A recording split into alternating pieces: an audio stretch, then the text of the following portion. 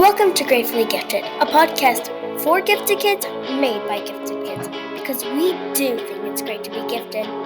On today's episode, we will interview Mrs. Safner, who is an English learner specialist at an intermediate school. So let's get started as we learn about non-English speakers on today's episode. First, some fun. Today we have with us some friends who speak other languages who are going to teach us how to say a few things in their language. What language do they speak in India? Gujarati. Can you tell us how to say hi, how are you? તમે જેવા છો? Tamachiho. તમે જેવા છો? How do you say want to play? મારે રમવું છો? Marabumbucha. મારે રમવું છો. Thank you for teaching us today. Second, let's learn how to say the same two things in Spanish. How do you say how are you? ¿Cómo estás? ¿Cómo estás? And how do you say want to play? ¿Quieres jugar? ¿Quieres jugar? Thank you for teaching us that. We hope you enjoyed this segment so you can help new friends feel more comfortable that speak Spanish and people who come to your classroom from India. Now it's time for talking time. Today we have an English learner specialist, Mrs. Hafner. Thank you for joining us. Absolutely. Thank you for having me. So the first question I have for you, why did you decide to become an EL teacher? When I was teaching in Kansas, I taught first grade, and I had an influx of students who spoke Spanish, and I wanted to learn a little bit more about how to help them. And so I went out and took a class and also took a test, and I had an endorsement for English learners. And I decided after that I wanted to learn more about how to help our students who are learning English as a second language. And I transitioned from a classroom teacher to an EL teacher. So you decided just to be a passion to help other students? Absolutely, you got it. What do you do with your kids while they're in your class? Well, first we have fun.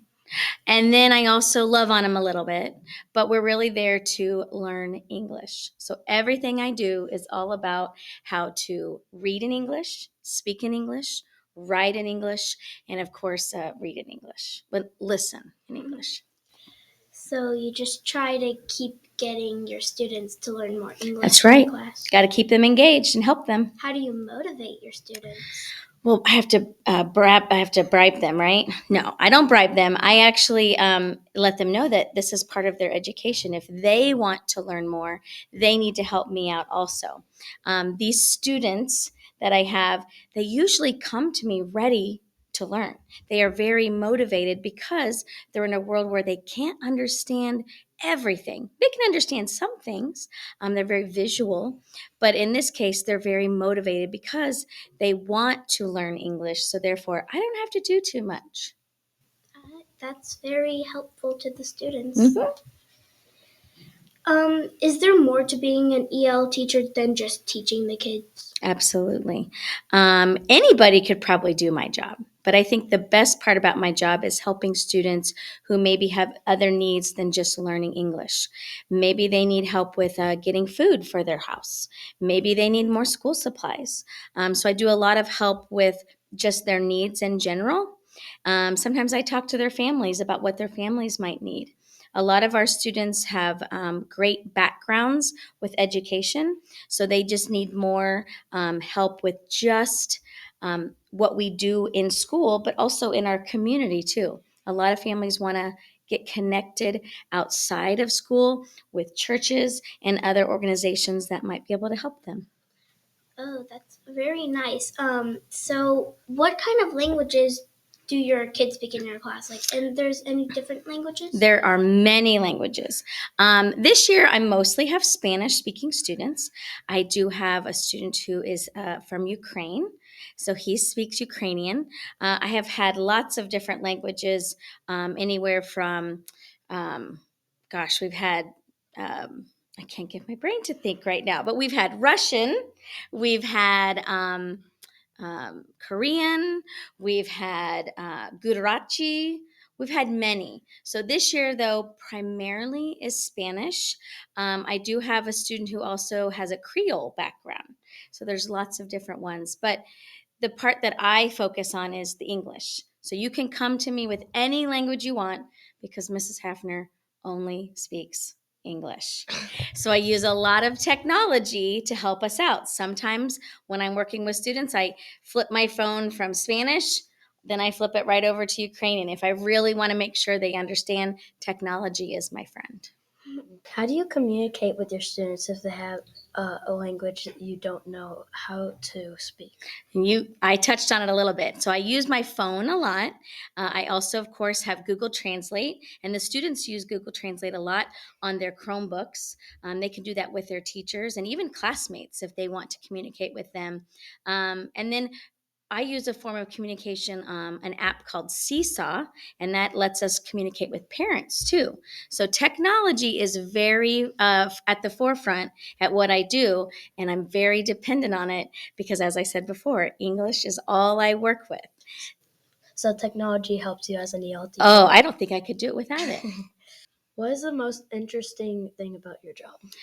The most interesting thing is I meet students and families from all over the world. And again, they're so excited to be here. They're so excited to learn. So again, I learn a little bit about their cultures and where they're from. And also I get to push a lot of our American culture as well. Because a lot of our students, even at Thanksgiving time, they were like, you eat turkey, you have sweet potato. What are those? Yeah. So we have to talk about a lot about our American culture as well. And they're pretty excited for upcoming season of snow. A lot of our students haven't seen snow. So they're very excited. And I have to say that's Mrs. Hafner's least favorite thing is snow. So as they're excited, I'm not as excited. So again, we kind of have a little fun with that. So they're excited to see what stories you have. Oh yeah, lots of stories. What advice do you have for your students to welcome a new non-English speaking friend into our classroom? Smile. Everyone knows what a smile is, right? And also helping them by just tugging them along, giving them those gestures of, come on. They may not know where you're going, but if you show them with a smile and some of those gestures of hello, a thumbs up, or come on with your finger, they'll usually follow you to know that you're a safe friend, someone to welcome. And again, Google Translate on your Chromebooks. That's another way you guys can help them out. Okay, I like that. Mm-hmm. What advice would you give to inspiring EL teachers? You better love kids, right? And you don't have to know every language out there because, like I said, technology is your friend. Mm-hmm. You just have to have a passion for helping students learn and also welcoming them. Some of them have come from really trauma backgrounds, so we just want to make sure they feel safe and welcome in our schools. And I think anybody can do that job. Okay. Now let's turn it back to Sasha. Thank you for your time, and I hope you will enjoy our podcast that we make. I look forward to hearing what we sound like. I'm bored. Now what? I'm going to do a book review. If you are bored on Christmas break, you can read this book. It's called A World of Cookies for Santa by M.E. Furman. I like how it talks about different things that countries give to Santa. I like how America gives cookies and milk to Santa. But if you live on Christmas Island, the first country to celebrate Christmas, you give Santa a sweet, chewy macaroon. If you live in New Zealand, you give reindeers hay or carrots, and you leave Santa biscuits and milk. You want to read this book by M.E. Furman to see what many other countries give to Santa and his reindeer. It's so interesting. Well, that is all for today. We hope you enjoyed this episode and learned some things that you didn't already know. We learned that English teachers don't just teach Spanish kids and learned how to say different things in different languages. If you enjoyed it, please share it with others and like and subscribe where you listen to this podcast. We appreciate your support, and if you would like to reach out to us with other topic ideas, just email us at gratefully.gifted, that is with no spaces, at branson.k12.mo.us. We all feel grateful to be gifted, and we hope you do as well, because being gifted is great.